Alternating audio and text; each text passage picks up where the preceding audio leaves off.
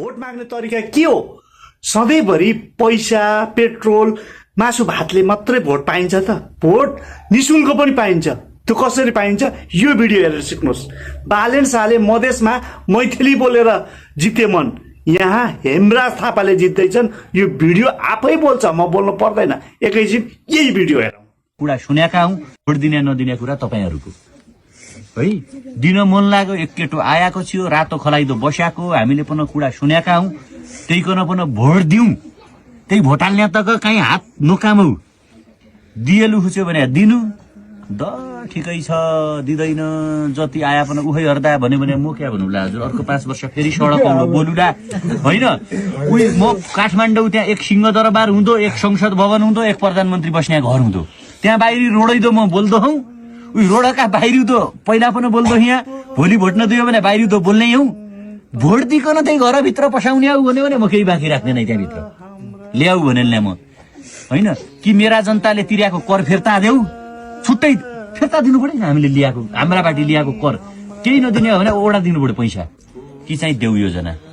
यति कुरा भन्ने हौ, यति कुरा भनाउनाकन, त्यही केन्द्र सरकारकन कुरा सुनाउनाकन, प्रधानमन्त्रीकन कुरा सुनाउनाकन तमीले भोट हाल्यौ भने म तम्रो इज्जत जाने काम चाहिँ गर्ने नै। म किन भन्दाखेरि आफै उनीहरूबाट पटक पटक हेपिएको मान्छे हुँ क्या।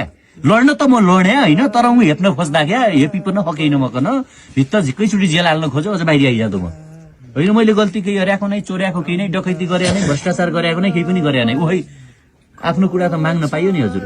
घर मलाई भात देऊ, मकन जागिर देऊ, टाला देऊ, गाडी देऊ, मोटरसाइकल देऊ, हेलिकप्टर देऊ, घर बनाइदेऊ भनेको नै। मेरा जनताकन चाहिँ त्यहाँ बाटो देऊ, अस्पताल देऊ, बिजुली देऊ, भ्रष्टाचार नगर भनेको हो। त्यो कुरा देश विदेशका मान्छे हेर्दा मकन समातेका 2 दिन अझ झिक्कै नारा लाउन आइजाँदा रे, छाड यसलाई किन समाते भन्दा लास्टमा त्यो नै आफै कुरा आउट भ्या दजाउपछि सब नै यहाँ आइगया है। त्यसकारण यो पटक काठमाडौँमा जेनजी स्वतन्त्रहरूको सरकार बन्दैछ। बाजुराबाटी चाहिँ पुराना नेता जिताइकन नपठाएर, देशका अरू सबै ठाउँबाट अरू जितिकन आउन्न, यहाँबाट पुरानाकन भोटालिकन जिति पठायो भने त्यो के हार्ने हो त त्यहाँ गइकन। यति कुरा मैले भने, यो कुरा हजुरहरूले जान्नु, आफ्नै छोराछोरीको भनेको मान्नु। नेता आउन्न सोधेल्नु हजुर, किन आया भन्नु। अब क्या पुगेन रे आया, जिताउनु सबैले जितेल्यो भन्नु। अब क्या ठुला सिंगाउने हुँदै यता निकरी मार्दो बिहा भनिकन आया हजुर भन्नु। लिनु भोट लैगिया, जित्नु जेतेल्या, तमीले ज्या दिनु थियो त्यो पनि दिएल्या। अब रे हाम्रा छोरा नाति पनि ठुला भइगया, ऊ पनि हामीलाई सम्झाउँदै छन्। हामी हाम्रै छोरा नातिको भनेको मान्ने हौ। तमी आफ्नै घर जाऊ, तम्रा छोरा आफ्नै घर सम्झाउ भन्नु हुनुकन। अब नआऊ, आयो भने भात पनि हुनुकन खुवाइएला, त्यही चाहिँ नछाड्या।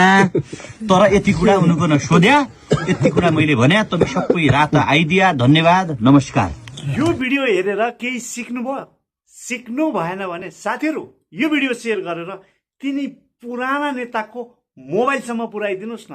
अनि हेरौँ त रिजल्ट यो पालिको चुनावमा कस्तो हुँदो रहेछ।